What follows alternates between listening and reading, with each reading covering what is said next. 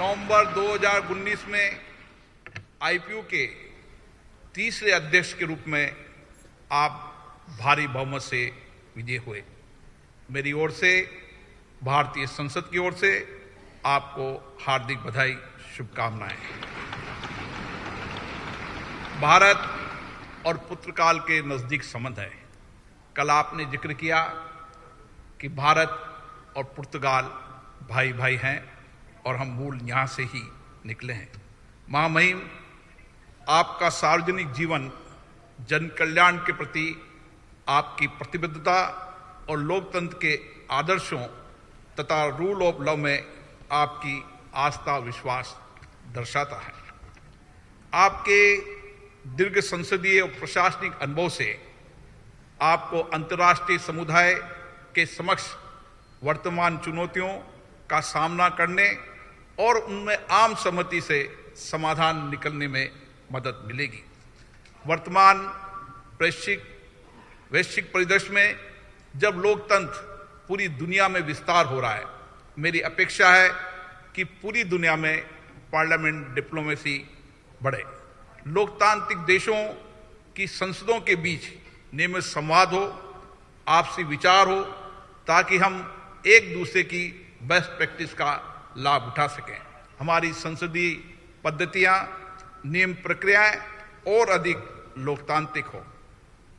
लोकतंत्र की कसौटी यही है कि सर्वोच्च प्रतिनिधि संस्था के रूप में संसद एवं अन्य सभी लोकतांत्रिक संस्थाएं जनता के हित में व्यापक काम करे, जवाबदेही के साथ काम करे। आईपीयू के साथ आपके लंबे एसोसिएशन और विभिन्न समितियों समूह के साथ आपके कार्य और अनुभव को देखते हुए मुझे आशा करता हूं कि आप भविष्य में राष्ट्र के बीच परस्पर सहयोग और वैश्विक राजनीतिक संवाद में आईपीयू के महत्व को और बढ़ाने में अग्रणी भूमिका निभाएंगे। महामहिम, आपकी ग्लोबल जिम्मेदारियों के सफलतापूर्ण निर्वहन के लिए मैं आपको शुभकामनाएं देता हूं। हमारे देश से आईपीयू का लंबा एसोसिएशन रहा है। जैसा कि हमारे उपाध्यक्ष जी ने राज्यसभा के बताया कि वर्ष 49 से आईपीयू भारत का सक्रिय सदस्य रहा। हमारी संसद के 2 प्रिसाइडिंग ऑफिसर जीएस ढिल्लों जी, श्रीमती नजमा हेपतुल्ला जी आईपीयू के अध्यक्ष के रूप में काम संभाला और बेहतरीन नेतृत्व दिया। भारत ने माननीय प्रधानमंत्री श्री नरेंद्र मोदी जी के नेतृत्व में वैश्विक शांति में अपने दायित्वों को सर्वोच्च प्राथमिकता दी है। उन्होंने हमेशा अंतर्राष्ट्रीय आतंकवाद तथा विस्तारवादी नीतियों के विरुद्ध वैश्विक मंचों पर अपने विचार स्पष्ट रूप से रखे हैं। भारत दुनिया का सबसे बड़ा कार्यशील लोकतंत्र है। देश की 130 करोड़ जनता का प्रतिनिधित्व करता है। स्वतंत्रता प्राप्ति के पश्चात पिछले 74 वर्षों के दौरान हमारी लोकतांत्रिक व्यवस्थाएं सशक्त हुई है और अभी हम आजादी के 75वें स्वतंत्रता दिवस के उत्सव को मना रहे हैं। ये केंद्रीय कक्ष आजादी का साक्षी रहा है, जहां पर हमें आजादी भी मिली और जहां पर हमने संविधान का निर्माण भी कराया। लोकतंत्र में बढ़ती हुई जनभागीदारी तथा ग्रास रूट डेमोक्रेसी में हमारे लोकतंत्र की सफलता दर्शाती है। हमने लोकसभा के 17 आम चुनावों का सफलतापूर्वक आयोजित किया। राज्य विधानसभाओं के 400 से अधिक विधानसभा के चुनाव भी सफलतापूर्वक संपन्न कराए। चुनाव परिणाम के बाद चाहे लोकसभा हो चाहे विधानसभा हो, सत्ता का सहज हस्तांतरण होना हमेशा हमारी लोकतांत्रिक परंपराओं और प्रतिबद्धता को दर्शाता है। भारतीय संसद प्रशिक्षण तथा अन्य कैपेसिटी बिल्डिंग कार्यक्रम के माध्यम से अन्य देशों की लोकतांत्रिक संस्थाओं के साथ विश्व में लोकतंत्र को सशक्त बनाने में लगातार कार्य कर रही है।